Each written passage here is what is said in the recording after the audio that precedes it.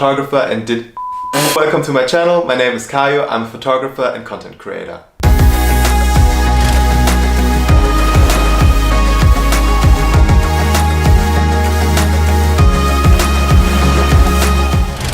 This is one of my very first YouTube videos, so this account is very new, and in the future I'm going to share some tips regarding social media, content creation, photography, and maybe some lifestyle. Okay, this is very broad. Maybe I should niche down. But I'm going to share some tips regarding social media right now, so make sure to stick around.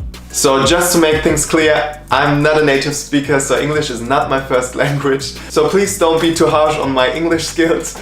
I'm trying my best so you can understand me, but I'm trying to make this work so you can all understand it from everywhere in the world. But as I mentioned before, I'm going to share some tips regarding social media, especially about Instagram right now and how to create a cohesive and aesthetic Instagram feed.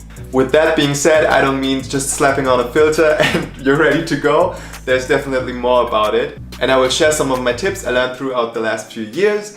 And yeah, let's dive into it and I will show you some of my secrets. Without further ado, I'm going to talk about my number one tip, which is composition. This is not only important for a single picture, it's also very important to create this convincing overall image of your account. Don't be the person who posts like 15 selfies in a row. Please don't do it. It doesn't look professional, to be honest. I mean, you can do it if it's just for fun, but if you want to make Instagram as a business and if you want to make it professional, then don't do it. Don't do it. It's important to have variety. For example, if you're a travel blogger, maybe post one landscape picture and post a close-up, and then after that maybe post your outfit on a beautiful location. There are many different things you can take into consideration. For example, I try to upload a full body picture. After that, I try to upload a portrait. After that, a super wide shot, for example a landscape shot. And same goes for the posing, always try to mix it up. You can upload maybe one sitting shot, after that a full body standing one, and so on. Make sure to keep it interesting.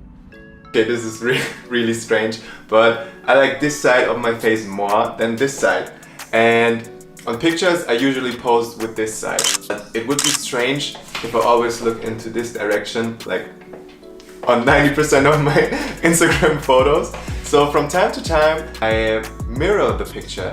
So I go into my Photoshop and then I just mirror the picture. So it looks like I'm looking into this direction, but I'm actually looking in this. The picture is just mirrored. My tip number 2 is lighting. Yeah. Light is so important when it comes to pictures, especially when it comes to a curated feed on Instagram. One thing I really love doing is shooting during golden hour. This can either be during sunrise or sunset. Sunrise is definitely more harder because you need to get up super early, obviously. One thing I also pay attention to is to not shoot in direct sunlight, especially during midday when the sun is coming right from above and causing very ugly shadows underneath your eyes and you look like a zombie. 90% of my photos are either taken during sunrise or sunset or midday in shady areas. What it does when you're shooting in shady areas, the light on your face and on your clothes looks very even and you don't have this like weird shadows on your body or on your face, and yeah, this really helps to improve the overall aesthetic of your picture.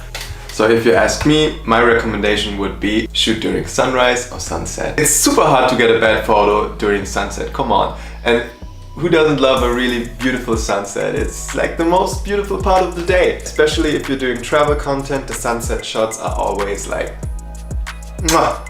I love it. So just shoot during golden hour, trust me, it will be better for your pictures. This creates a very moody effect and looks very good in my opinion. Tip number 3, the location. If you ask me, the location is also a very important part to take into consideration when it comes to your Instagram feed. Imagine you are a fashion blogger and you have very shiny outfits every day. They are very colorful and you also shoot on a colorful background.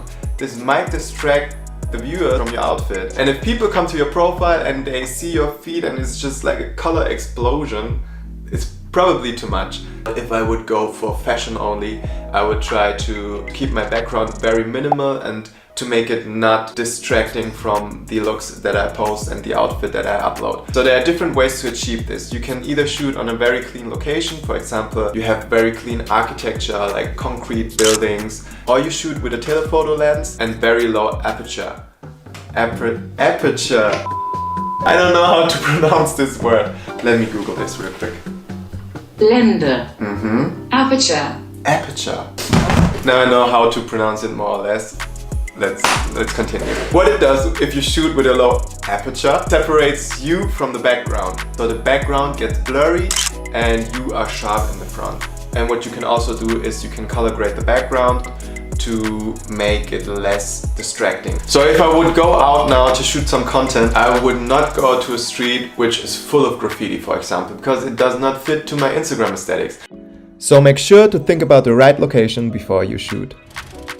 So if you still don't know in which direction you should go when it comes to your feed or on the mood you want to create with your feed, why not get inspired? There are so many accounts out there and you can always try to look on their profile, analyze their feed strategy or posting strategy or overall feed aesthetics. Try to implement this into your own account.